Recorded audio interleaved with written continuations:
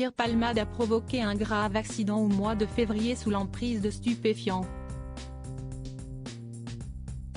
Les autorités enquêtent sur les circonstances de l'accident et un rapport d'expertise dévoilé par Le Parisien apporte des éléments très importants pour la suite de la procédure.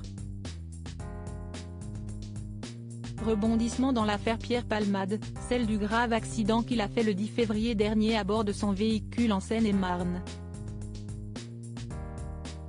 S'il a été établi que l'enfant porté par la femme dans la voiture qui a été percutée est décédé dans le ventre de sa mère, il est donc considéré comme un fœtus et n'a pas le même statut juridique qu'un nouveau-né, d'autres éléments précisent le dossier. Selon Le Parisien, le comédien de 55 ans est le seul responsable de la collision qui relève strictement d'une faute humaine. Il s'agit des conclusions du rapport d'expertise d'accidentologie qui a été fait après le crash que la star française a provoqué, alors qu'il était sous l'emprise des stupéfiants et en récidive. La cause fondamentale de l'accident ressort ainsi exclusivement liée à une faute de conduite caractérisée par un déport intégral dans la voie de sens opposé et une absence de reprise de trajectoire en correction, écrit ainsi l'expert mandaté par la juge d'instruction dans ce document remis le 28 juin 2023 et que Le Parisien a pu consulter en exclusivité. Un changement de trajectoire qui n'est pas lié à la vitesse, 87 au lieu de 80 km/h, ni à l'état du véhicule considéré en parfait état.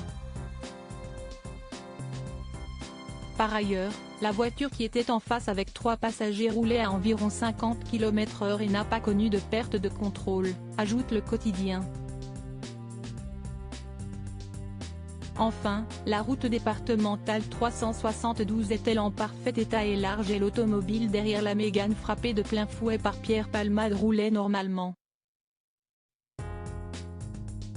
Le témoignage de l'automobiliste, un paysagiste de 22 ans, qui suivait ce soir-là le véhicule de l'ancienne amie de Muriel Robin confirme ce rapport d'expertise. Une trajectoire brutalement modifiée. Pourquoi cette collision alors ? Selon l'expert mandaté, il serait causé par le déport disproportionné de l'humoriste à droite et en voulant se repositionner. Il aurait alors commis une manœuvre fatale en effectuant un second déport, à gauche cette fois et bien plus important. Si est-il là que l'humoriste se serait retrouvé sur la voie opposée, indique Le Parisien. La conduite irraisonnée de Pierre Palmade pourrait donc être liée d'abord à sa consommation excessive de drogue. La faute de Pierre Palmade est d'autant plus totale qu'il n'a cherché à aucun moment à freiner après son changement de trajectoire brutal ni à corriger cet écart avant la collision, précise le rapport. Un autre point émerge de ce rapport, l'enfant à l'arrière, âgé de 6 ans, n'était pas assis sur un rehausseur, un élément qui peut être important pour la défense de Pierre Palmade.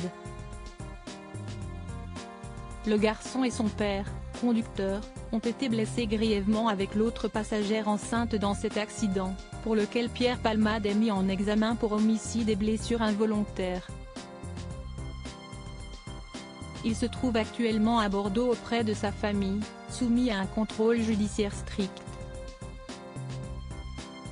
Il a été récemment réentendu par la juge d'instruction, précise également Le Parisien.